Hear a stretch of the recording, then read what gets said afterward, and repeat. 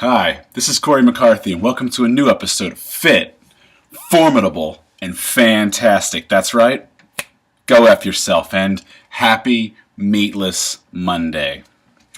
I hope you've all had a good weekend. This is, again, going to be sort of a rant episode slash informative, not one of my usual scientific-driven episodes. So if you haven't enjoyed those previous episodes in the past where I've done this sort of structure, then of course this is not going to be for you either, and you might just want to skip this episode. But if you do like listening to things that I have to say, my views on things, which can sometimes be pretty extreme, then please do keep watching. In this episode, I want to address something that I feel like I've touched on before, but I really want to drive the point home because I keep seeing this aggravatingly enough all the time. And that is definitions, really. This is about definitions, defining ideas, movements, concepts, etc., what have you.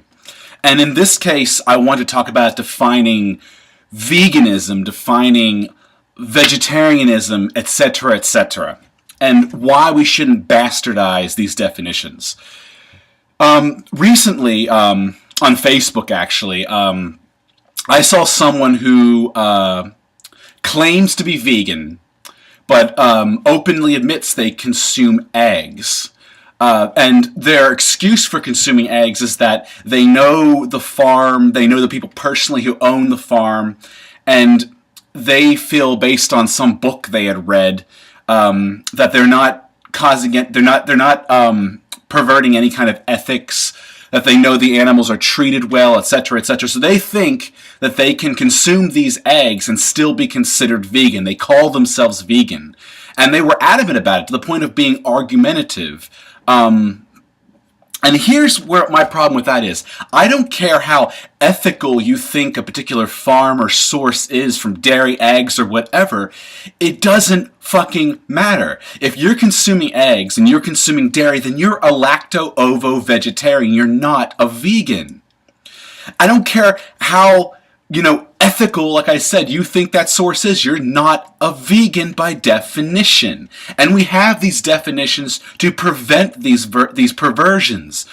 And one example of a place you wouldn't want a perversion like this becoming widespread would be like in restaurants, for instance, where you might tell a waiter to let the cook or chef know that you are vegan. You want them to understand what veganism is.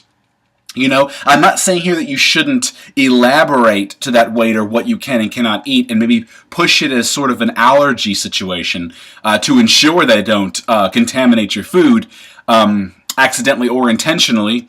But you still would like the cook and chef to understand what a vegan is. You wouldn't want that perverted. And the same thing happens. This is an example of what happens when you pervert definitions. You have people out there, for instance, who call themselves vegetarians, yet they consume fish or they consume chicken because for some reason they don't think that fish or chicken count as meat, which to me is obtuse, but nonetheless, they do these things. So you have people who might know these people, who might not have done their own research, but they get the impression that a vegetarian is someone who can consume fish and chicken at the very least, which is incorrect by definition. If you really want to stretch and put a label on yourself, you can start saying, pescatarian for fish, for instance, but it's not vegetarian. So let me just throw a few definitions out there for you. If you're somebody who consumes eggs, you're ovo-vegetarian, if you're avoiding meat and avoiding everything else.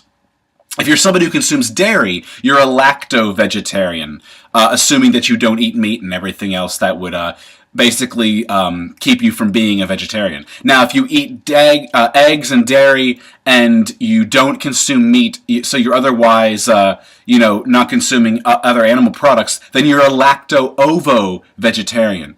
But if you're a vegan, then you don't consume or use animal products in any manner.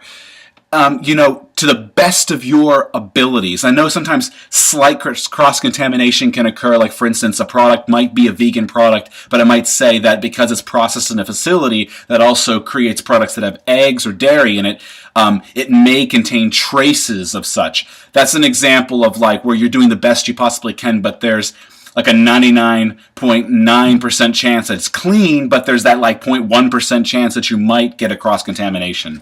And that's up to you, I guess, if you want to consume that product based on that small percentage or if you just want to avoid it altogether. But you're doing the best you can. You're not directly or making a choice to consume eggs, consume dairy, consume meat, anything. You're not using honey. You're not wearing, leather. You're not wearing silk, etc., etc., etc. The veganism as a lifestyle goes beyond just the plant-based diet into your life in general. It's an ethical and moral way of living where you avoid and do not consume animal products of any kind. So if you are a vegetarian and you're calling yourself vegan, because you're still consuming eggs and whatnot, then you're lying. You're not a vegan. I don't care what your justifications are for it. You're not a vegan. And I'm not really sure why you want to put that title on yourself if you're not. Maybe you were for a while and you now associate with that. You have friends that are vegans. Who knows? Whatever your agenda might be, but you're still not a vegan. So the point here is this video is let's not bastardize definitions. Let's get it right. So that when people look upon us, they can get an understanding of what our diet is by watching our actions, by watching what we do and what we use. And then we can explain it further if they have any questions. It's for educational reasons too. And definitions are important because it establishes meanings. And that's very important. It sums it up in one word or a couple words, so you don't have to explain to everyone, well, I don't do this, I don't eat this, don't use this, etc., etc. You can just say I'm vegan, and that should summarize it. That should explain it. That's the point of definitions and why we shouldn't be bastardizing them. And I've also given you an example before with the restaurant thing of why we don't want bastardized definitions becoming mainstream or popularized, because that can lead to some problems, and it could be an issue with catering a party or whatever. When you say, look, I have vegan guests, please, let's make sure there's vegan entrees. You want to make sure that definition is clear as well as laying the ground rules. Anyway, I don't really have anything else to add to this. Just stop bastardizing definitions. You are, what you do, what you eat, what you consume, don't put a false label on yourself that you aren't. I don't understand why you do something like that, but just stop doing that because it causes a problem. And I don't care if there's people who are going to argue about this. I've explained why I think this causes a problem, because there's going to be people out there like, well, stop being so hard on people. It's like, it's a technical thing here. This is a technical thing here. Don't bastardize definitions.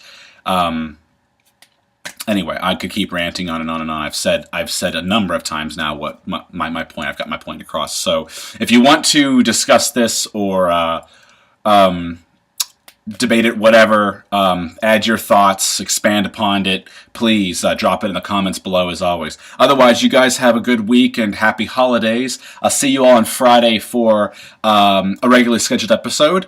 Until then, stay fit, stay formidable, and stay fantastic. And please, keep definitions as they're intended to be. Later.